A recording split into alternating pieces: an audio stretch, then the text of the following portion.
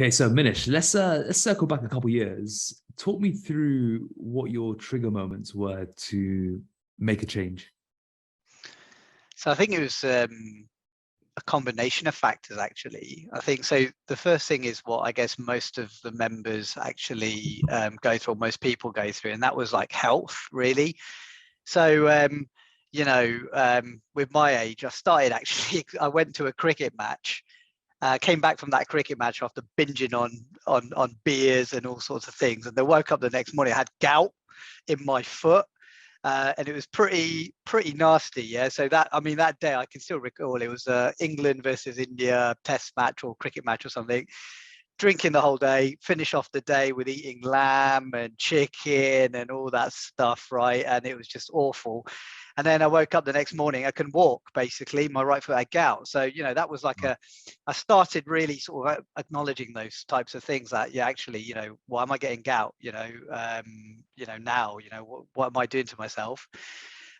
The way I looked as well was another factor, I guess, which is common. I know some people might think that's superficial, but it's natural to, where people start commenting on your belly, right? So people always knew me as being quite sort of skinny, and I use that word skinny, not lean, right, deliberately.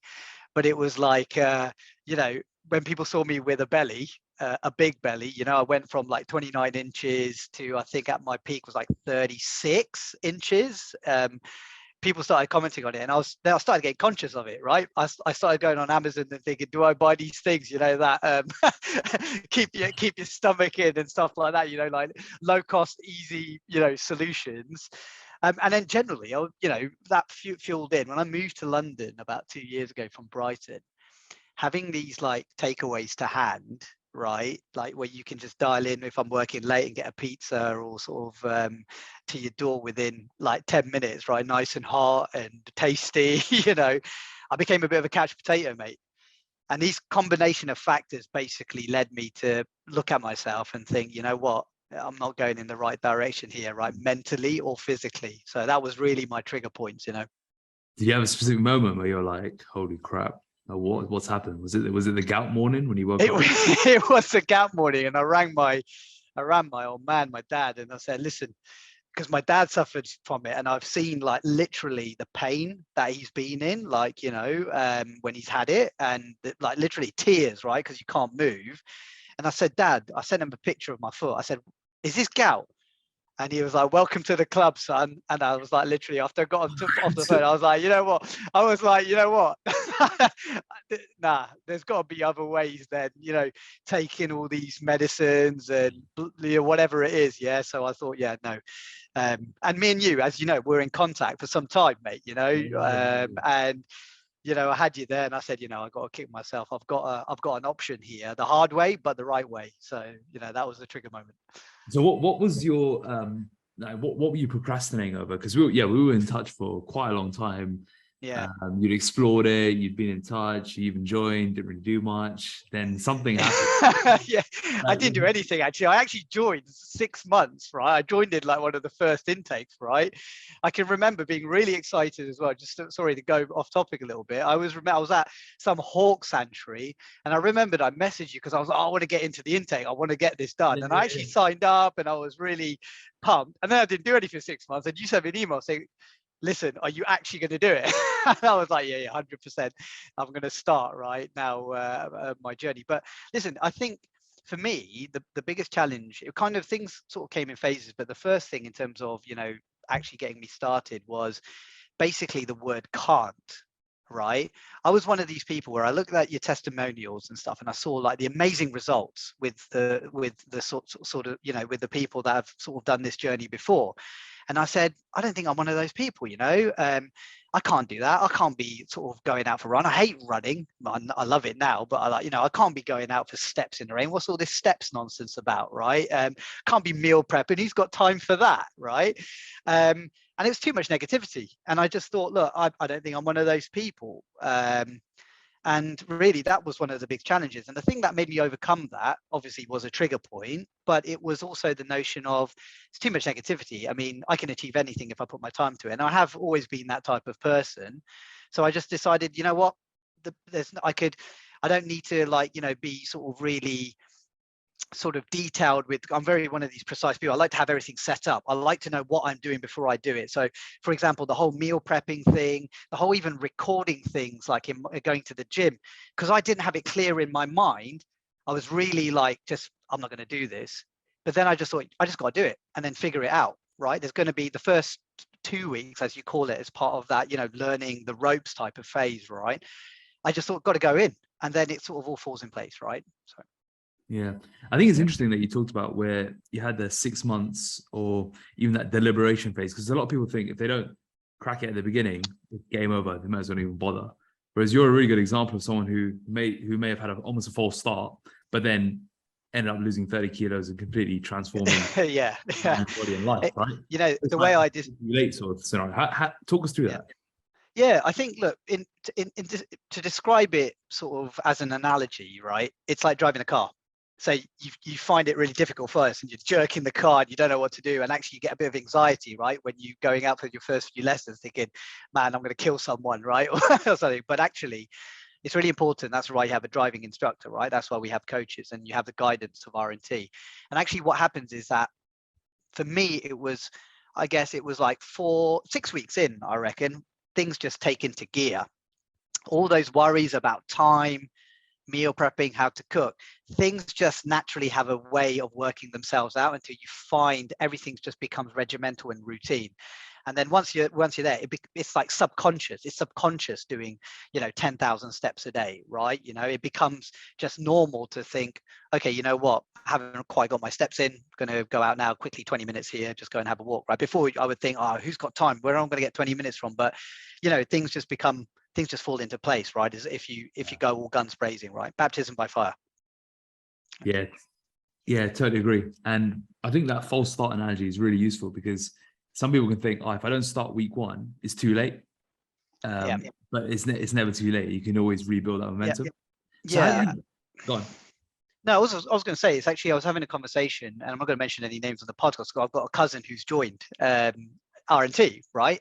And I had that same conversation with him 2 days ago, right? Where he said to me, like, he's like 4 months in, hasn't quite been adherent to the guidance. Let's just keep it at that.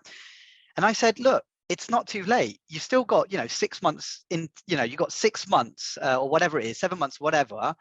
You've got, what you have to do, as long as you do something, right? This is the difference, right? And kickstart yourself, right? All those things, what are your barriers to stopping you do this? Is it because you're not comfortable in the gym? Is it because, your ego's getting in the way because you want to lift heavier, right? Which was one of the thoughts he had, right? Thinking, I'm a bit embarrassed about lifting this because people are going to be conscious of me in the gym. And I'm like, they're all subconscious things, actually, right? No one actually, for example, in that case, cares what you do in the gym. And no one really does not care, right? As long as you're not doing something completely mental, right, that's going to injure yourself. No one really cares what you're doing. So it's those things that you just got to, go full guns blazing and really, go back to why you're doing this in the first place, right? That's the main thing. What was your why that you latched onto at the beginning? You mentioned health. Was there anything deeper? Was there anything more to it than health and aesthetics? Yeah, I think, when I made the comment about, generally being a couch potato, that was linked to low positivity, right? And what I had become, I always was like a little bit sort of a person that bounces off the walls, right? A little bit, even without the coffee. And I just thought to myself, like, I'd become a little bit sort of generally a little bit negative and generally a little bit just really low energy, right? Like, things like at home, and my wife would be a testament to this, is like, arguing over stupid things like who's going to like unload the dishwasher, right, rather than just getting on with it. If I'm there and the dishwasher's going to get out and do it, like things, just cracking on with things, right? And I actually didn't know that the journey that I'm on here would actually change that, right? I'm telling the people who are listening today that it really isn't, and it's not, I'm not just saying it. It opens up those avenues in sort of in different realms, shall I say, right? And now, because I've become addicted to that, and that's the way I can only describe it, right? I never want to go back. And I'm fearful now. I'm like, I'm accountable, but I'm also fearful. I need R&T in my life, right? It's like one of these things like, yeah, I'm not going to go back to that. I know I won't, but for me, in terms of mentally continuing this, for me, as I've discussed with you before, right, mate, is that this is, for me, it's a 2-3 years until really it's cemented, it's concreted in my head. I'm not conscious about going back, but I've got a lot to learn, and I realize that now I'm in my journey, right? Yeah. What are some of the key things? Like you've got into remarkable shape. People will look at your pictures and think, yep, man, he's got it cracked already. What do you think? What are you trying to cement? And what's in your mind? Like, what do you fear for a lot, and what are you trying to cement? Yeah. So for me, really, it was, and it's kind of related to, what you always say as well, Akash, right? In terms of the physical being the actual vehicle, right? And what that actually means. So for me, it was never about that chasing that six pack. Although it's really amazing that I got one, right? And that is like, like an effect, right? A positive, result of something, right? It's like the fruits of your labor. But actually, I wasn't actually sure what I wanted, right? Other than to get healthy and lose a bit of weight. And as I just mentioned, for me, it was about, not understanding that, what the physical can actually get me, and the guidance that R&T is giving me in order to get there. And that is, like I said, it's that energy. It's that not wanting to fall back into that mindset, and being fearful for someone like Ed, who's one of your head trainers, right? Of not being there, in terms of me saying, oh man, I broke out in some spots, Ed. What's going on, right? I'm eating healthy, and then Ed saying, just take it easy a little bit, deload or something, giving me that constant feedback and things like that. You don't know, right? You don't understand unless you ask and you utilize the knowledge that you and your team have, right, in terms of what it means for these little things to happen, right? You're not going to understand exactly what it is you need to do with your life. And so for me, my goals are, I want to build a little bit more muscle mass, and we all know that's a long process. And I think as I do that, I find that I'm keep asking new questions every time, whether it's about form in the gym, whether it's about fatigue, whether it's about a spot on my face, which is indicating maybe I'm a little bit stressed and maybe I've been overdoing it a little bit too much, whether it's I got a little niggle, whether it's then advising on how I should change something. I mean, you'll always learn, right, when it comes to your body. And I'm still in the phase where I'm amazed with what my body can now do with the guidance that R&T has given me. And for me, I don't know when that will end, right? Maybe it won't, but for me, that's why it's a constant learning process, right? Amazing. Yeah. And I think what would be really useful to hear is that, you're a man who's you're successful in your career. You've got a lovely family, and you've now integrated this new pillar, so to speak, into your life, where you've gone all in your physical fitness and your health and fitness. How are you balancing the three big pillars here? You may have more pillars, you can add those in if you have, but how are you juggling these? Because the question we always get is, I can't fit this. Like you were in that exact. What would you tell yourself, and what would you tell people in that similar sort of, I can't fit in, I travel too much, I got too many socials, got young kids, because you've got all of that. Yeah.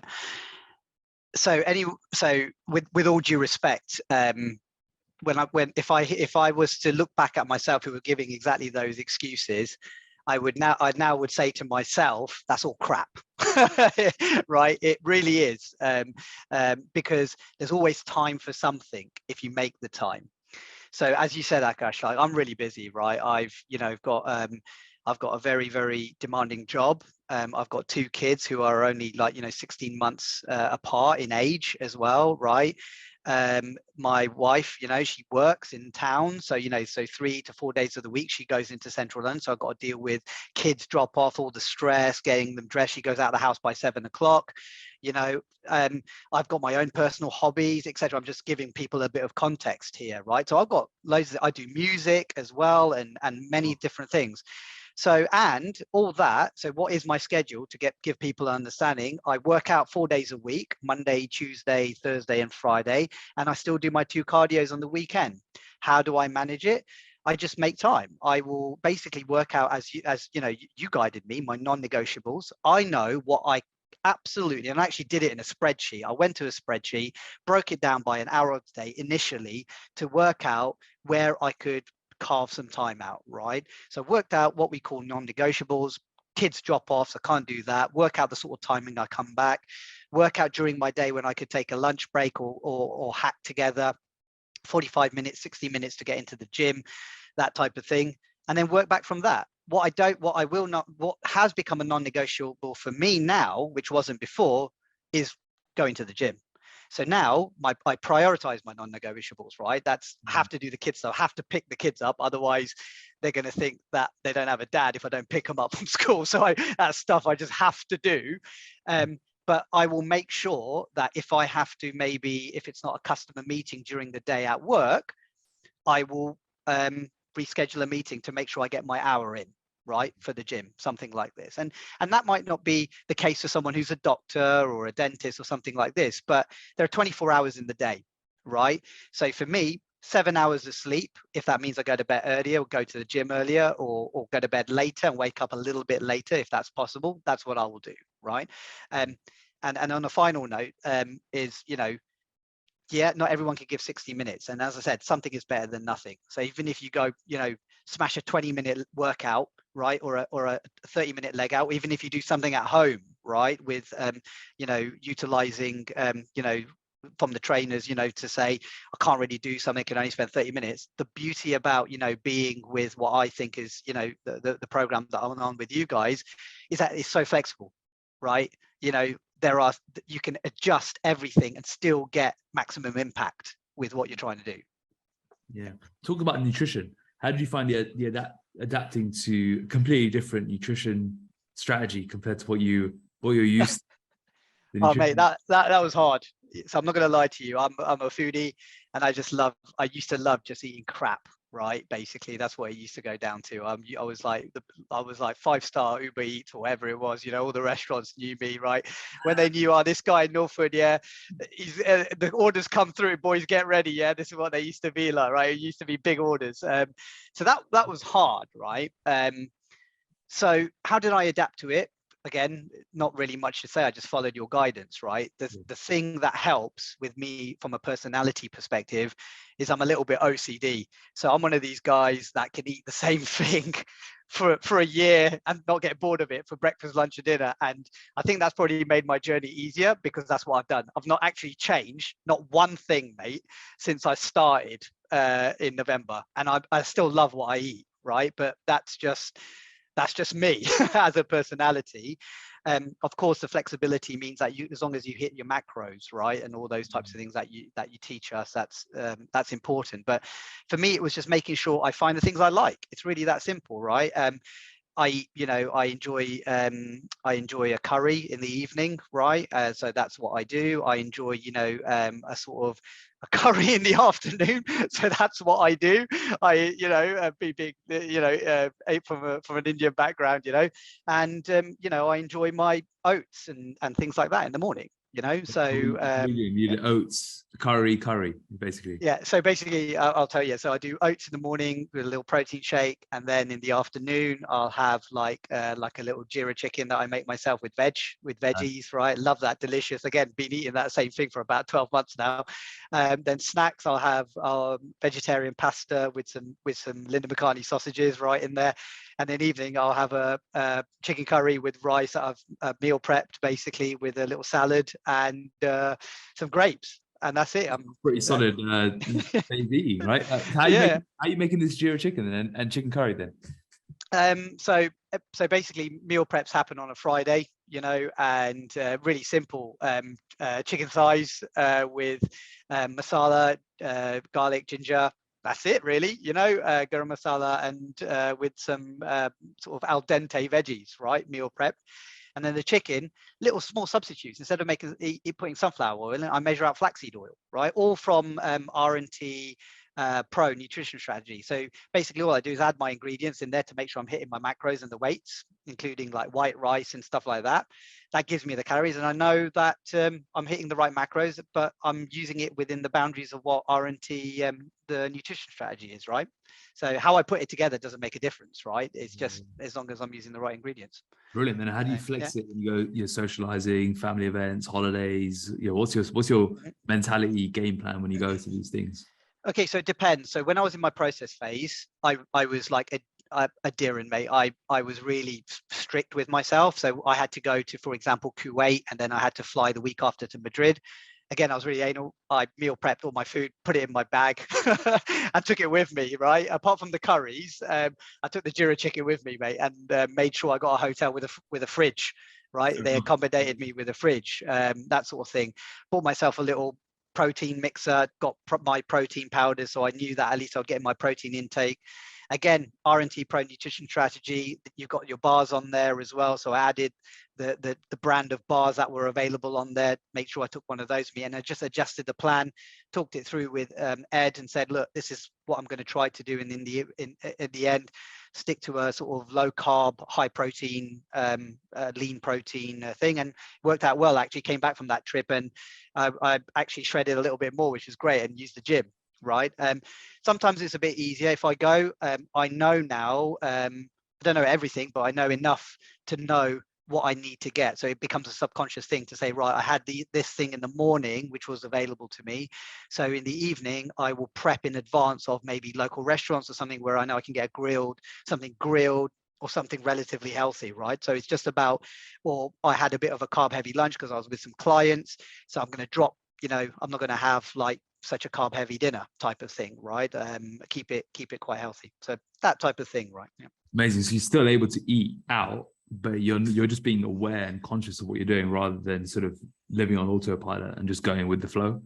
Yeah, exactly right. Exactly right. It's just about being conscious of these things, which I think naturally we need to, as human beings, need to be aware of in general, right? I think like this is not new for someone who's on some fitness journey. I think in general, people need to be aware of the balance of diet, right? This is just normal, right? All this does is sort of exemplify and add actual science behind it, right? Which is really important. So. Yeah, absolutely. What about training? Have you been a big training guy for many years, or is this was going to the gym quite new for you? Brand new. Akash, you should see me where we used to train together, just dilly-dallying about, mate, not really knowing what I'm doing, right? Go, that looks all right. Go pick those things up, swing your arms like a monkey for a little while, and then like get done. So the answer to your question is never joined the gym until I moved to London. I was doing a bit of calisthenics. Again, not really understanding what that means actually, and what calisthenics is for people who don't know what that is body weight exercises. But again, just I had this bar in my house and I was doing that. So I wasn't a training guy. So I was completely brand new to training. I really realized why it's so important for education behind training, right? Especially when you have goals that you need to attribute to those things to, whether it's weight loss. And weight loss doesn't mean, you shouldn't be lifting in the gym, right? I think regardless of whatever phase you're on, you should be lifting something, right? Or whether it's your body weight or whether it's weights in the gym. And for me, understanding the combinations of technique, form, intensity, right, is absolutely critical for anyone who is new to a gym, right? And that is what RNT has given me, and that's what I would say that anyone who wants to go to the gym need in their lives to be educated on, so they understand exactly what it is they're doing in the gym and why, basically, right? So yeah, so I was brand new to it, and I didn't particularly enjoy it either, to be honest with you, until I joined, until I started getting results and seeing results, right? Yeah. Now you train hard, so that's yeah, good. mate. Honestly, I feel annoyed and pissed off with myself if I don't go to the gym, right? I haven't. I always go, always find time to go. And now I just, people talk about the pump, right? Arnold talks about the pump. Trust me, right? For those people who then start feeling it, I'm addicted to it. Honestly, I go in there, and obviously with paying attention to injury as well, right? I love to go hard because I love to feel it. It's just a feeling of it's euphoria, man. Like, you know, when you go in and you really gain that last thing and your body's like vibrating, right? You know, it's like resonating. For me, there's no better feeling than that, man. I When wish I could get. when I see you doing RDLs, your body was literally shaking. Yeah, I love that. You're like, I was like, this is a guy who's very tuned into the set. Yeah, That's how you want to be, and that's yeah. how you get all the benefits, I think. Yeah, no, exactly. And I think it was something I was speaking to Ed about earlier on this week. I think for me, you know, we, as in RNT, we post what our, you know, wins, challenges, focuses are. And sometimes, you know, your mind can be all over the place. And what I think the gym allows you, especially when you're lifting heavy, is to completely dial in. So, you know, where you basically have to clear all the shit and all the stuff in your life. And all you've got is a focus on that weight and pushing to get what you're, you know, that rep or last rep or that last range. And there's honestly, there's no better feeling, right? Like I feel that I'm not set up for the day if I don't get a session in, honestly, whether that's running or whether that's a pump, you know. So Yeah, absolutely, completely agree. Yeah. Talk us through the grind. Like, how did you find the final few weeks towards your photo shoot and getting into the shape of your life? What were some of the experiences you had, and how did you find it? Listen, for those people, all I would describe is for those people who are religious, it's a semi-religious experience, the grind, right? I'm telling you, you'll never experience anything around it. You know, it's not a buzzword when people say, what is the grind? The grind is a semi-religious experience. If people want to experience God, go on the grind, right? This is go on those final few stages, because mentally it will take you in places where you never reached before, right? And what do I mean by that? How can I can't really describe the feeling, because you've got to experience it for yourself, right? But essentially what we're saying is that your mind is playing tricks on you, right? You are on on that final bit of cut to get in the best shape of your life. You're still picking heavy loads in the gym. You've got certain, you know, your mind's telling you need to eat, you need to do these things. Controlling all those feelings, right, is what I would attribute to what we call the grind, because that process of basically resilience, mental resilience, right, and physical adherence is absolutely, like, you know, there's no other word to describe it, right? And the worst thing was, in my last 2 weeks, I got COVID as well. So couple the fact that I had COVID as well on top of everything, you know, that was going through, it was honestly, and I feel that when you come out of it and you realize, you know, like you've tackled those things and you were really mentally, you stuck to your guns. And again, it's not cliche that I'm saying this. It sounds cliche, but it's not. It feels like you can achieve anything. You feel like, man, I'll put myself through that. I don't, you know, if I can do that, you know, then actually, I don't know, you know, going out for a walk at 12 o'clock or doing something other challenging in your life, it's not an obstacle, because that is the point of it. It's not because, oh, you get your final few bits of fat off. It's not about that. It's actually a test of your mental capacity and or like how strong you are as a person, right? And you know, for people who have actually taken a step to join on this journey, you already made that first step. You know you're that person because you decided to commit to it. Get to the end and feel it for yourselves, because I'm telling you, it'll change your life. Absolute game changer. I do want to do it again. I do, you know, as you know, I've signed up, you know, and I've got a journey with you guys. I want to, you know, I've got my own goals set, and I do want to experience that again in a sick way. You know, Welcome to the club. yeah, exactly. Yeah, I think every couple of years is a good way to remind yourself and reconnect in that way, because you're basically having to control your senses at the most extreme levels.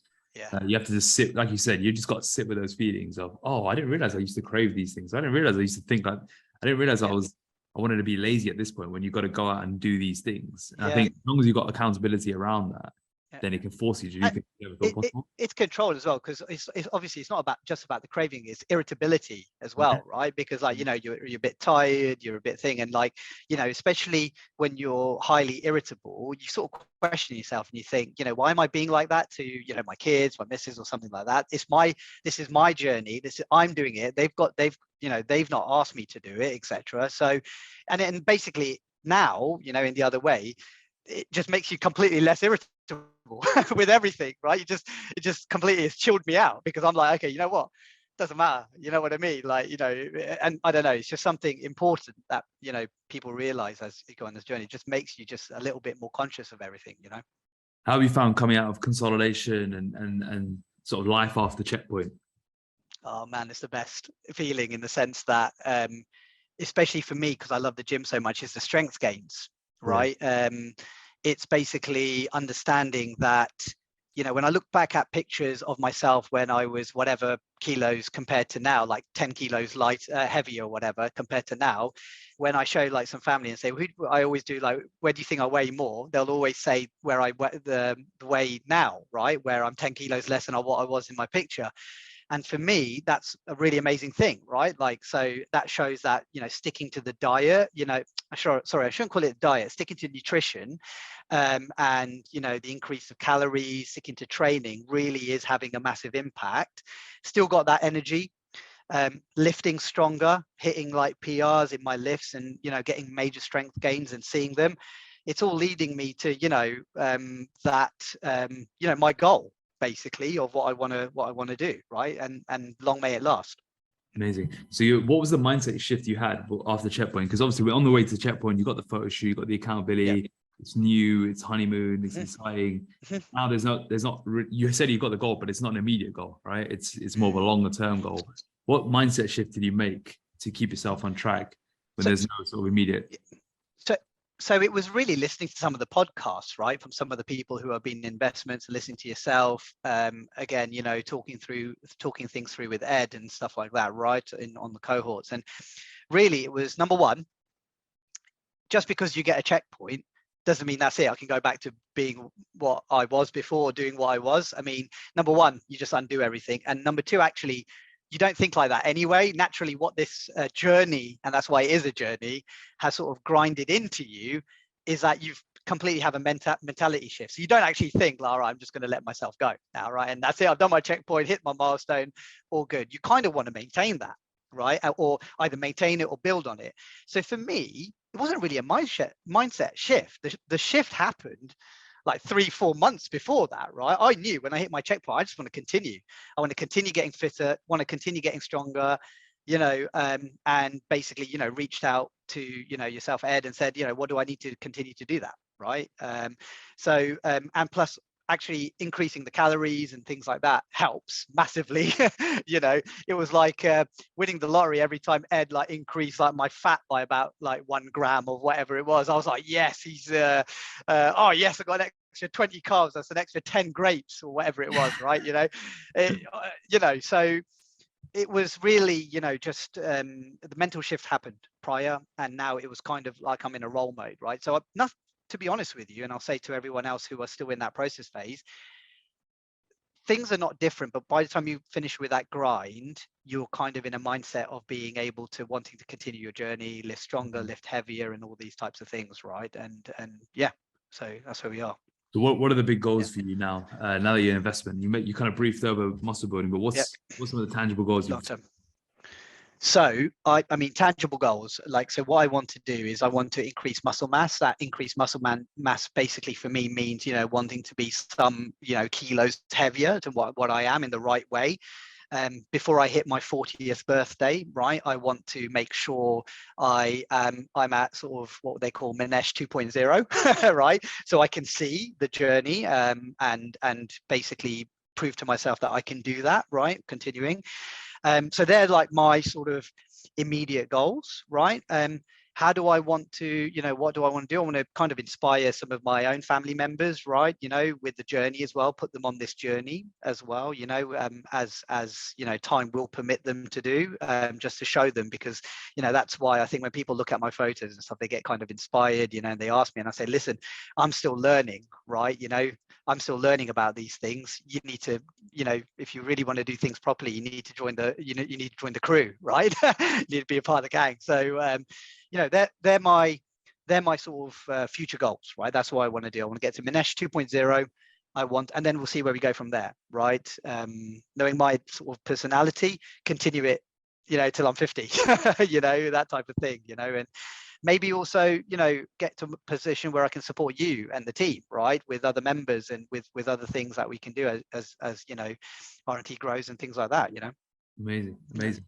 With your muscle building journey, what's some of the key lifts that you're focusing on? So everyone's got, you know, got the indicator lifts. What are your sort of big four where you are now, and you might as well say where you're going to be in. Where do you want to get? Yeah, so it's a hard one really, because I just sort of monitor progression as it happens, right? So if I think where I was in November, and that was, maybe talk about that instead, because we're getting too excited about future usually. Yeah, exactly. Oh, I could say, mate, I would love to be, you know, I saw you saying you're pressing 150 kilos, whatever it was, on an RDL, mate. I was like, yeah, mate, God, I'm going to take myself 4 months to get there, right? If it's not going to happen, right? Hitting those 50 kilo dumbbells, mate, in the gym, right? No, so it's not. So yeah, but to show progress, I mean, like, you know, I started off, and I'm not ashamed to say, right, because there's nothing to be ashamed about. I started off on like 8 kilo dumbbell chest press when I started in November, right? I was 80 something kilos, struggled with that, struggled getting, you know, hitting my rep range, 12 reps over 3 sets on those things. Now, in fact, hit some PRs this week. I managed, you know, up for my first, hit my top rep range on my first set with 25 kg, for example, right? So doubled it in 7-8 months, and that's big progress, right? You know, considering, you know, that's close to my body weight, you know, a little bit, you know, not that close, but, you know, about 8 kilos off, whatever, at the moment. It's pretty impressive, right? And you get people sometimes also looking at it at the gym saying, how is this, you know, how is he doing that? Right, that looks heavy. You know, I'm already moved on to 40 kilo dumbbells on my dumbbell rows, incline dumbbell rows with good form, right? Where I could barely pick, you know, 12 and a half before, right? You know, so you know, so the sticking through the progression, it happens naturally. It's not forced, right? Sticking to the rules of all the education that you've put out there, whether it be on the podcast, whether it be on the blogs, whether it be the trainers, in terms of when to move, when to start considering to move, happens naturally. Happens naturally as part of the natural progress. For me specifically, though, what I really want to try to continue to focus on is my legs. I was out with a little bit of a niggle, a lower back issue, so I had to change things up a little bit. You know, focus a bit more on cardio and strength training and things like that in terms of getting myself, getting my lower back better. And then yeah, so, you know, I've got these Gujarati legs, so I need to sort those out, mate. So I need to basically I need to start well, I've already started, I'm making good progress, but continue with good form, and, you know, working on my RDLs, my hack squats, you know, those types of things to build up strength, you know. Yeah, absolutely. This Gujarati legs, I can attest to that. Yeah. Minesh, how's the physical been the vehicle for you? Yeah, I think yeah, it's a great question, right? What does that actually mean? I think I already touched upon some of those topics in terms of, you know, for me, it wasn't, you know, for me, what was the vehicle, you know, and what, you know, how have I got that? And it was just those themes that I touched upon before. Number one, it's a mental shift for me, right? The vehicle, in terms of changing my mentality from what my trigger point was to now, in terms of having, you know, just positivity about everything, right? In terms of my personal life, in terms of my work life, you know, in terms of my working out and various other things there, right? And I think, you know, if my missus was here and she was she would be absolutely a testament to this. She wakes up some mornings where I'm already awake, you know, at 6 o'clock in the morning saying, are you okay? What you want, right? And I'll just say, just natural buzz to want to be active and things like that.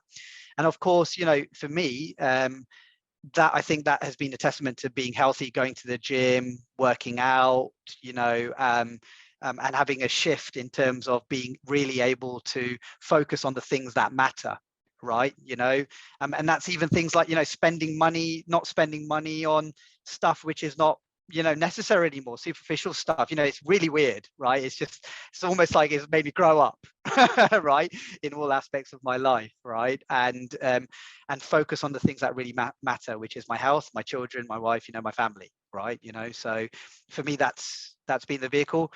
I'm in the car, I'm in that vehicle right now, don't want to get out, so I'll continue, you know, in that until, you know, I don't know, 2 years to come, hopefully. What will you say to someone who's potentially in their first month right now? My advice would be just embrace everything, right? Like, you made the first big step in terms of acknowledging that you may have some challenges, in whether it be in your life, whether it be physical and stuff, and you want RNT to help you and guide you, right? When people look at that photo shoot and see people absolutely shredded, hear my story about lifting heavy and all those types of things, you can do it. I'm no different to anyone else, right? We're all human beings. So my wife, my question, and I said this to my cousin, is like, what makes me and you different, right? You're just as, mentally strong as we all are with each other, because we took that first step. So just embrace everything, use the tooling that you have. And if you really are adherent and stick to the normal themes, get enough sleep, drink enough water, be active, right? Get your 10,000 steps in, send your videos in, right, to check form, right, and stuff. Get yourself to the gym, carve a bit of time off. You'll get those results. It will happen naturally. It won't be forced, right? And it will become a part of your life. So I'll say embrace it. Don't worry if you find things challenging. That's natural, right? You just adjust to it. Something is better than nothing. So that's what I would say. I love it. And the final question is, what almost kept you from joining RNT a couple of years ago? And yeah, again, Akash, I'll say, the thing with me is one of these people that I look at those pictures, I look at those things, and I can't do it. Yeah. Right?